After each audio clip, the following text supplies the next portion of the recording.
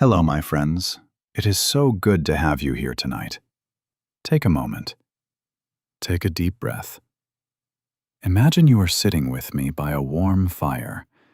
Outside, the world is busy and loud, but here, it is quiet. Have you ever looked in the mirror in the morning? Maybe you put a little color on your lips. Maybe you cover a spot on your skin. Or maybe you just look at your reflection and wonder, who am I today?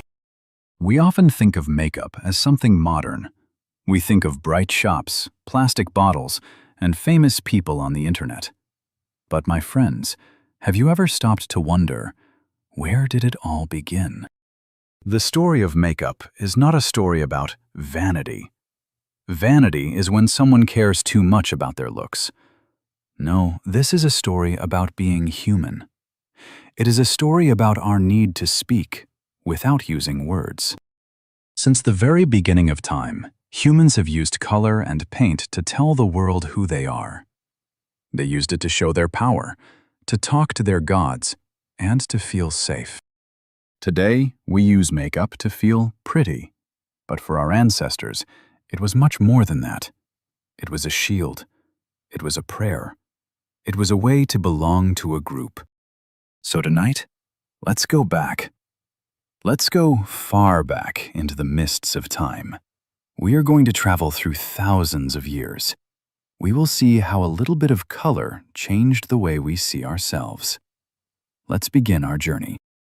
Imagine a land of golden sand and a bright, burning sun. We are in ancient Egypt over 5,000 years ago. In Egypt, makeup was not just for women. Everyone used it. Rich people, poor people, men and women. Why? Because in Egypt, beauty was godly. If you looked clean and beautiful, you were closer to the gods.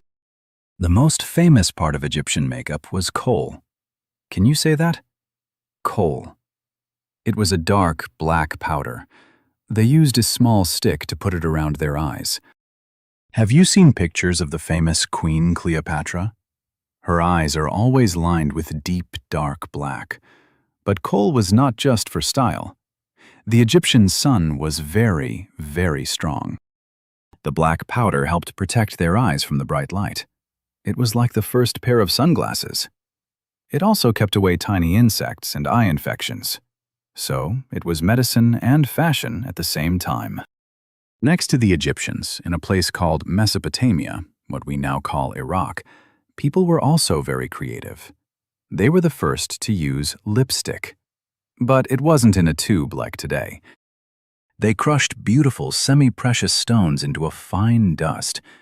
They put this dust on their lips to make them sparkle. It was a sign of great wealth. To these ancient people, makeup was a bridge between the human world and the world of the spirits. When they painted their faces, they felt protected. They felt powerful. They weren't just putting on a face, they were showing their soul to the sun. Now, let's travel across the sea to ancient Greece. The Greeks were very different from the Egyptians. They loved natural beauty. They believed that a healthy body was the most beautiful thing of all. In Greece, if you used too much makeup, people might think you were being dishonest. They liked a natural look. Women used a little bit of honey to keep their skin soft. They used crushed berries to give their cheeks a tiny bit of red color. It was very simple, very light. But then, we look at Rome. Oh, the Romans. Rome was a place of big buildings and big dreams. And for the Romans, makeup was a way to show how much money you had. Wealthy Roman women wanted skin that was as white as snow. Why? Because if your skin was white, it meant you did not have to work outside in the sun. It showed you were a lady of leisure, a person who stays inside and rests. To get this white skin, they used something called lead. This is very important, my friends. Lead is a heavy metal, and it is very poisonous. But back then, they didn't know. They put white lead powder on their faces every day. It made them look beautiful for a while, but slowly it made them sick. It ruined their skin and caused many health problems. Isn't it strange? For thousands of years, humans have been willing to put dangerous things on their bodies just to follow a trend. A trend is something that is popular for a short time. Even in ancient Rome, people were suffering for the sake of beauty. As the centuries passed, we entered the Middle Ages in Europe. This was a very different time. The church was very powerful. The leaders of the church said that makeup was a sin. They believed that if you changed your face, you were lying to God. Because of this, most women stopped wearing colorful makeup. A pure woman was supposed to have a clean, plain face. Beauty was seen as a danger, something that could lead people into trouble. But then, like a flower blooming after a long winter, the Renaissance arrived.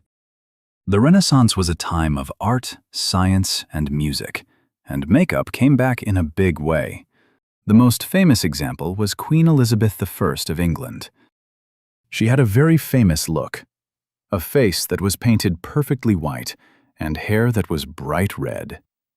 During this time, people still used that dangerous white lead. They also used rouge. Rouge is a French word for red. They put this red powder on their cheeks and lips. The goal was to look like a porcelain doll, still, white, and perfect. But there was a dark side. Because they used lead, their skin would get scars. To hide the scars, they put on more lead. It was a sad circle.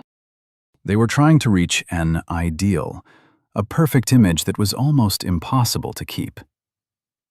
We move forward to the 1700s, the Georgian era. This was the time of more is more. People wore giant wigs made of horsehair. They put white powder on their hair and their faces. Even men wore makeup. It was a time of parties and theater. If you were rich, you wanted everyone to see it on your face. But then, the world changed again. In the 1800s, Queen Victoria became the leader of England. She was a very serious woman. She believed that makeup was vulgar. Vulgar means something that is low class or rude. She said that only actors or bad women wore makeup. For almost 60 years, makeup disappeared from public life. If a woman wanted to look pretty, she had to be a secret agent. She would pinch her cheeks to make them red. She would bite her lips to make the blood come to the surface. She had to pretend she was wearing nothing at all. This was the age of natural virtue. It shows us how much our clothes and our faces are tied to what society thinks is good or bad. Now, my friends, we reach a turning point. The year is 1900. Everything is about to change. Two big things happened. First, factories started to make makeup in jars and tubes. This made it cheaper and easier to buy. Second, and most importantly, the movies were born. Imagine sitting in a dark theater.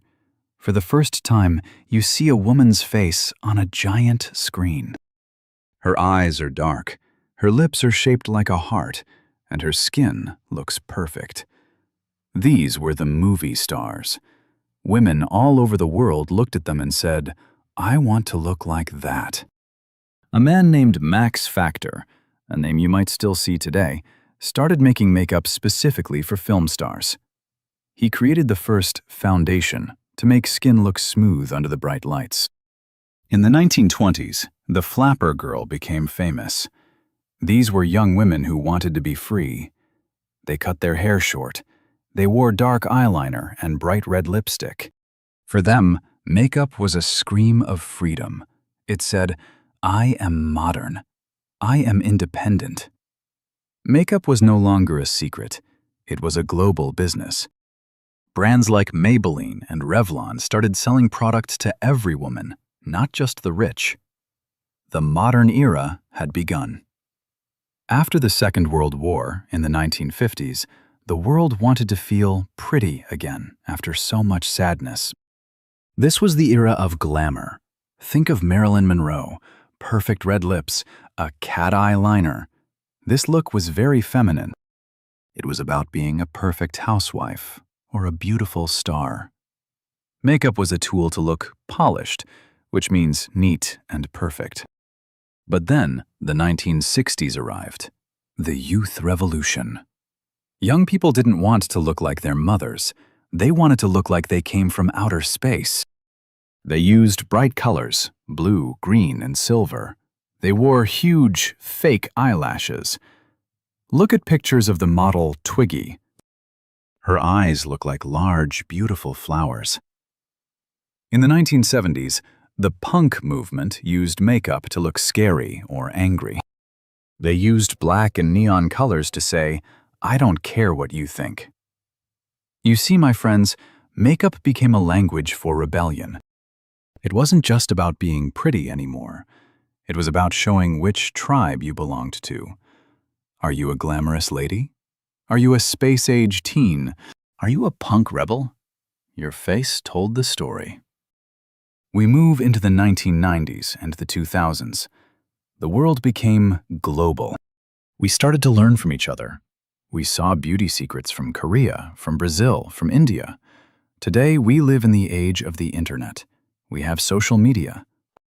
We have thousands of tutorials, videos that teach us how to do something. But something very beautiful is happening now. In the past, makeup had many rules. You must be white. You must be a woman. You must look natural. Today, those rules are breaking. We see people of all skin colors celebrating their unique beauty. We see men wearing makeup to express their artistic side. We see makeup that is bold and wild, like a painting on a canvas. We also care more about what is inside the bottle. Remember the poisonous lead from Rome? Today, we look for vegan and cruelty-free products. We want to be beautiful without hurting the planet or animals. Makeup has become an art form. It is no longer just a way to hide a flaw, a small mistake on the skin. It is a way to celebrate the face you were given. So, my friends, we have traveled a long way. From the black coal of the Egyptian desert to the bright lights of modern Hollywood. What have we learned? We have learned that makeup is a mirror of history. When the world is strict, makeup is hidden. When the world is free, makeup is colorful. When we are afraid, we use it as a shield. When we are happy, we use it to celebrate. But here is the most important part. Whether you wear a lot of makeup, or just a little, or none at all, the story is yours. Your face is a map of your life. Every line, every smile, and every color you choose to add is a part of your journey. Makeup is just a tool, like a brush is to a painter. It doesn't make you beautiful. My friends, you are already beautiful. The makeup just helps the world see the light that is already inside you. Next time you see a tube of lipstick or a jar of powder, think of the thousands of years of humans who came before you. Think of the Egyptian queens, the Roman ladies, and the Hollywood stars. You are part of that long human story. Thank you for sitting with me by the fire tonight. I hope you feel a little more connected to the history of the world and to the person you see in the mirror. Take care of yourselves, sleep well, and remember, the most beautiful thing you can wear is your own unique story. Goodbye for now.